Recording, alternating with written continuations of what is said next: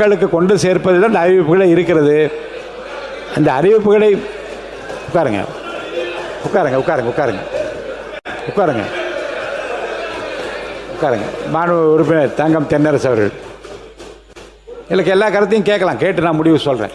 பேரவைத் தலைவர்கள் நீங்கள் ஒரு கருத்தை சொல்லுவீர்கள். நான் ஒரு பொதுவாக ஒன்று சொல்கிறேன். இப்போ ஒரு திரைப்படத்துக்கே போகிறோம்னு வச்சுக்கோங்க. இந்த திரைப்படத்தில் கிளைமேக்ஸ்ன்றது கடைசியாக தான் இருக்கும். எப்படியுமே நீங்கள் ஒரு 2 மணி நேரம் இருக்கத்தானே போக போகிறீங்க, அதெல்லாம் பார்க்கத்தானே போகிறீங்க. அதனால் போய் உட்கார்ந்த உடனே கிளைமேக்ஸை முதல்ல போட்டுருவோம்.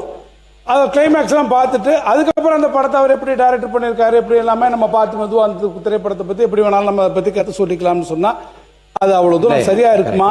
எனவே என்னுடைய கருத்து என்னன்னா, கிளைமேக்ஸே பார்க்காம மக்கள் போயிடுற கவலையில் நான் சொன்னேன். இல்ல கிளைமேக்ஸ் யாருமே பார்க்க மாட்டாங்க.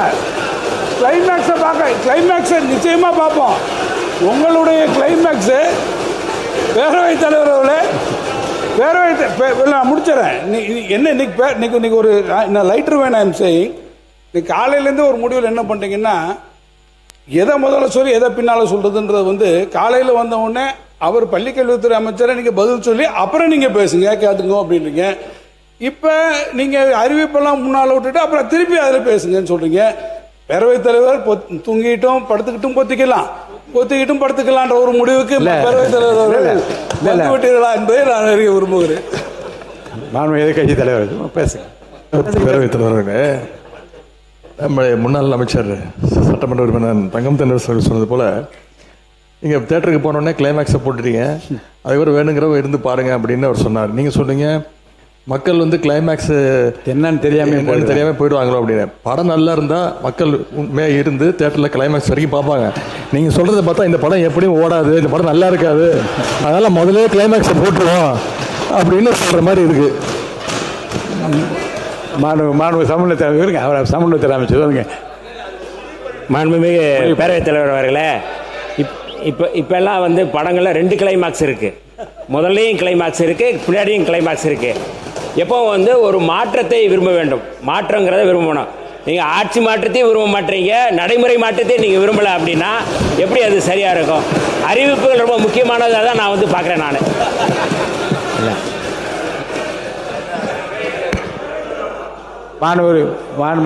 போதும்.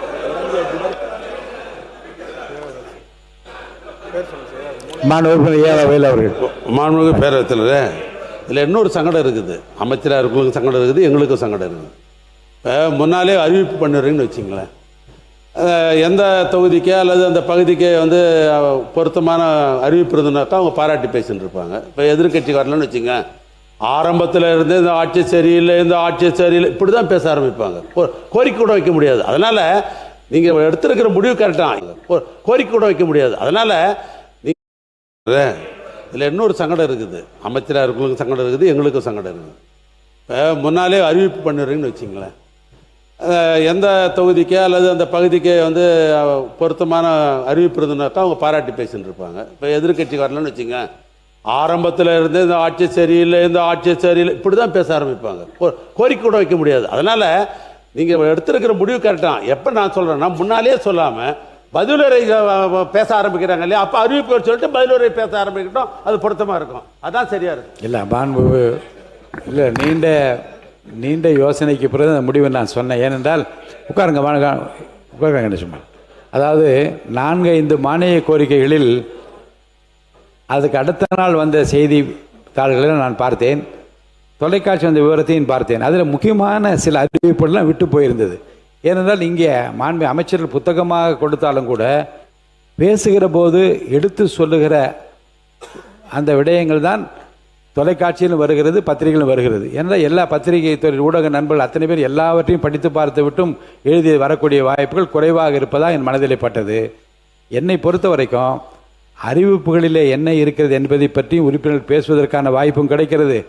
இந்த புதிய அறிவிப்பில் என் ஊர் ஏன் விட்டுவிட்டது என்றும் கேட்கலாம். உதாரணத்துக்கு மீன்வளத்துறையிலே இந்த நாகப்பட்டினத்தை செய்திருப்பதை என் தொகுதியில் ஏன் தரவில்லை என்று கடலூரை சேர்ந்தவரும் கேட்கிற வாய்ப்பும் வரும். புதிய அறிவிப்புகளை பார்த்து படித்து விட்ட பிறகு எல்லா உறுப்பினரும் பேசி முடிந்த பிறகு அவர் பதிலுரை சொல்லுகிற போது அறிவிப்பில் இருக்கிற விஷயங்களை பற்றி உறுப்பினர் பேசக்கூடிய வாய்ப்பை இழந்து விடுகின்ற காரணத்தினாலே அறிவிப்பை முதலில் வெளியிட்டு பேசுவதுதான் பொருத்தம் என்று நான் கருதுகின்றேன்.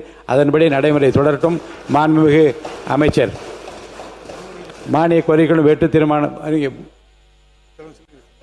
வெட்டு தீர்மானம் வேற முன் விவாதத்தில் வைக்கப்பட்டுள்ளன. அமைச்சர் முன்னுரையாக ஏதாவது கூறலாம். மாண்புமிகு சமூக நீதித்துறை அமைச்சர் அவர்கள்.